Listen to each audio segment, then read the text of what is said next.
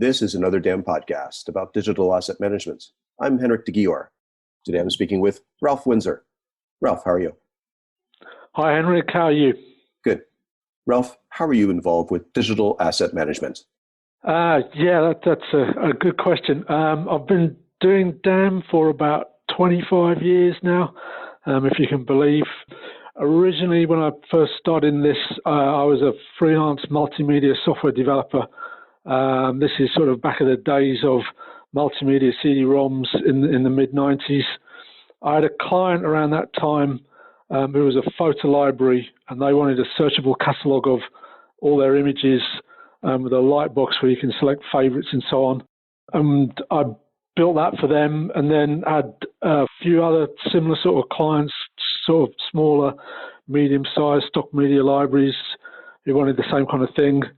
That progressed later. We had design agencies and some enterprise clients who wanted what used to be called corporate style guidelines, which is where basically you'd have like a logo, print artwork, and key photos.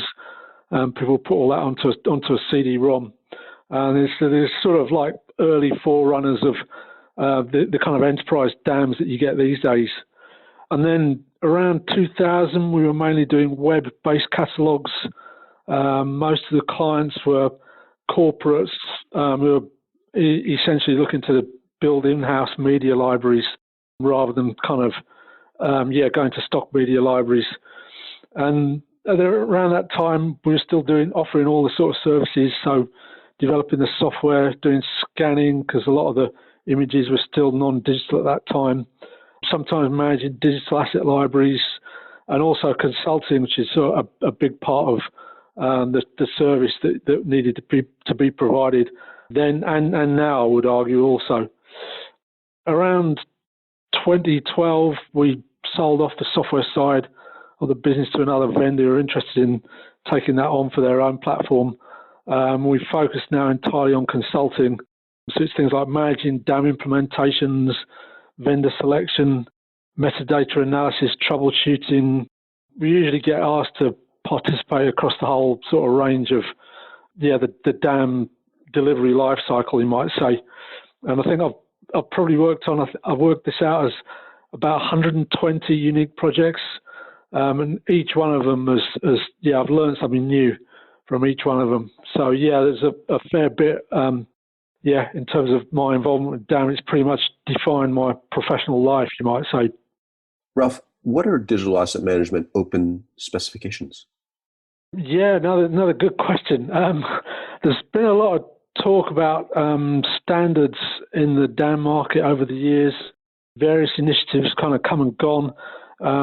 They don't tend to go anywhere because there isn't really the kind of commercial motivation for the vendors to make the products work together. And the other sort of participants don't really have the time or necessarily the inclination to make things happen. I know that the DAM Foundation, when that was still going, they set up this thing, that the 10 core characteristics. I believe that was around 2014. And that's not actually a bad first attempt at some sort of standard to work to. And it does cover the basics. But one thing I noticed as you go through this towards the latter half of it, some of the areas of it get quite vague. So you've got sections like administrative capabilities, which are sort of quite broad and open to interpretation. And there's other things about being able to handle many types of files, which isn't particularly a unique feature. I just kind of got the feeling that as they were coming up with this, they maybe had the realization that that this is quite a deep and complex sort of subject, and just the fact that there are 10 characteristics rather than 5 or 4 or something gives you a clue that this is sort of an in-depth subject that doesn't lend itself very well to a kind of static list, so to speak.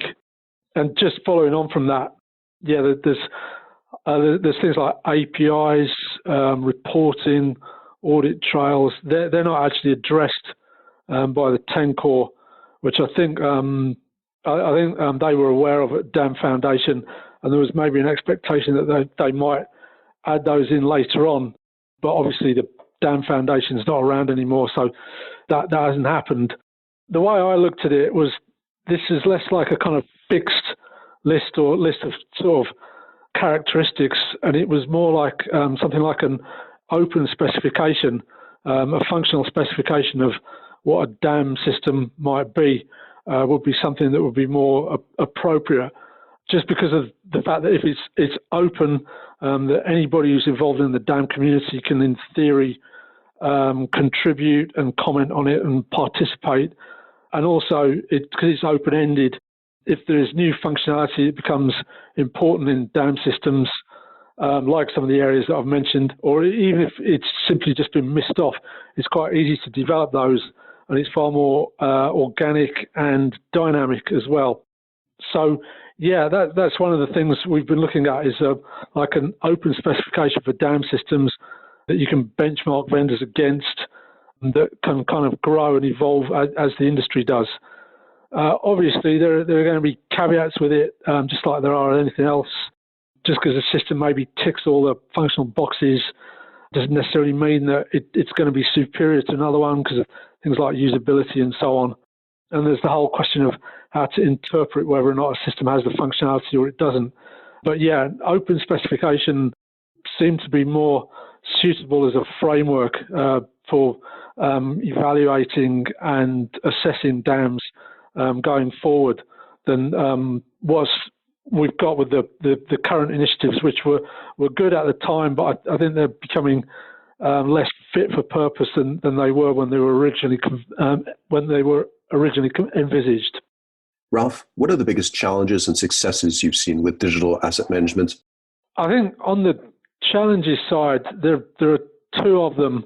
The first would be user adoption. The second would be interoperability.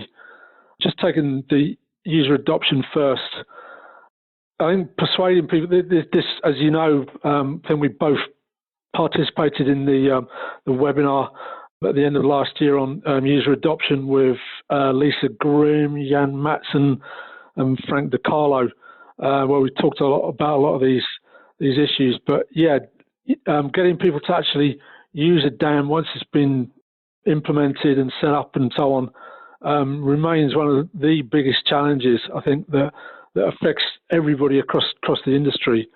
It's almost this kind of chicken and egg conundrum. If you've got an organisation where the dam gets widely adopted, then it kind of almost generates a spark which maintains interest in it and a lot of buzz and activity, and it becomes kind of self-sustaining. But if you don't get that right, then it never actually captures people's imagination, and it almost seems like it doesn't matter what you do, it doesn't actually get taken up. I think I've mentioned this, made this comparison a number of times before. It's dam user adoption is a lot like a kind of sales and marketing activity. There's definitely a lot of similarities between those sort of activities with adoption and getting people to take up the dam. So that's one of the main challenges, and I think that's always going to remain the case as well.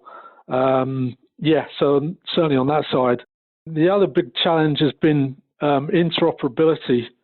I was talking about standards earlier, and basically there are no interoperability standards in DAM.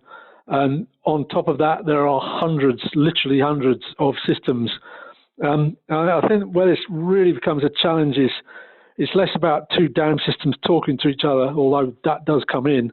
It's more where you've got a third-party component that has to integrate a DAM with something else, like a web content management system, or you just want to build a plug-in, some functionality that's going to extend upon a DAM to develop it in a way that the vendor didn't envisage. If you're one of these sort of tool vendors, or you want to integrate with something, you've got 100 products which you've potentially got to develop a component for.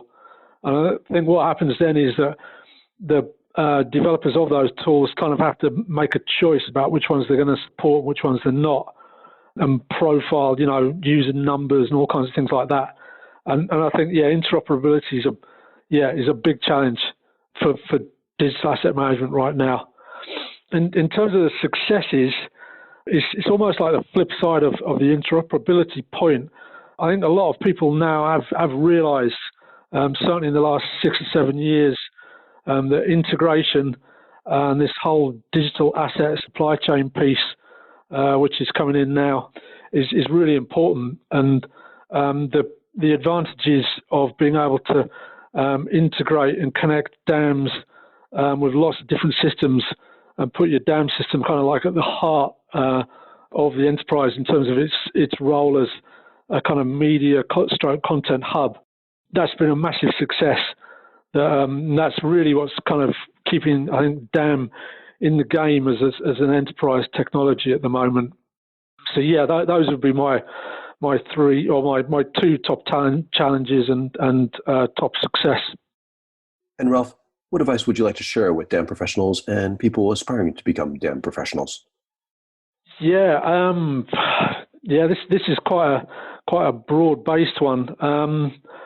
I think to be a successful professional digital asset manager, you've really got to be self-reliant, perhaps more so than many other roles.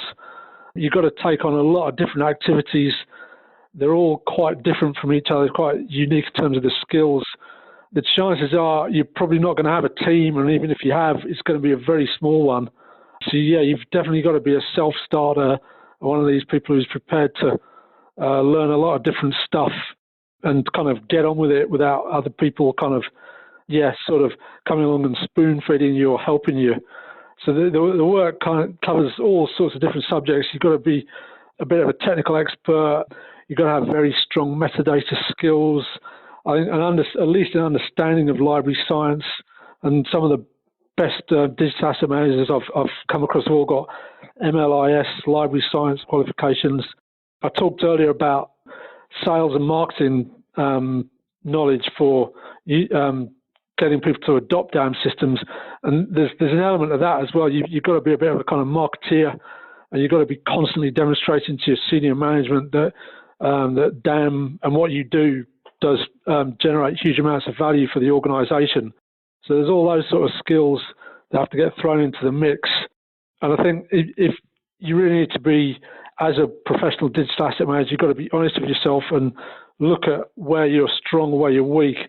And if there are areas that you're weak at, then you have to work on those and keep your skills and the knowledge up to date.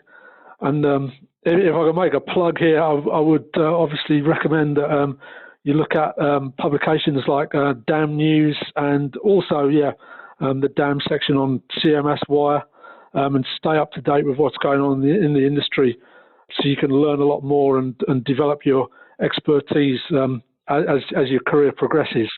Great. Well, thanks, Ralph. Thank you, Henry. Thanks for the opportunity. For more on this, visit anotherdamblog.com. If you have any comments or questions, feel free to send me an email at anotherdamblog@gmail.com. Thanks again.